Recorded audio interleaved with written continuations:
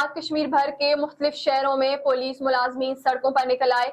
अपने मुतालबात के हक में नाराबाजी, मंजूरी तक एहतजाज जारी रखने का ऐलान। मुजफ्फराबाद ग्रेड 1 से 16 तक के पुलिस मुलाजमीन के एहतजाज अलाउंस में इजाफे का मुतालबा। मुजफ्फराबाद ने ग्रेड 1 से 16 तक के पुलिस मुलाजमीन ने मसाइल के हल और मराहत के इजाफे के लिए एहतजाज किया। मुजाहिरीन का कहना था कि महंगाई के इस दौर में तनख्वाहें और अलाउंसेस नाकाफी हैं। हम दिन रात ड्यूटी करते हैं लेकिन हुकूमत हमारी बुनियादी जरूरियात को नजरअंदाज कर रही है। मुलाजमीन ने मुतालबा किया कि तमाम अलाउंसेस में फौरी इजाफा किया जाए और मसाइल का मुस्तकिल हल निकाला जाए। बसूरत दीगर एहतजाज का दायरा वसी किया जाएगा।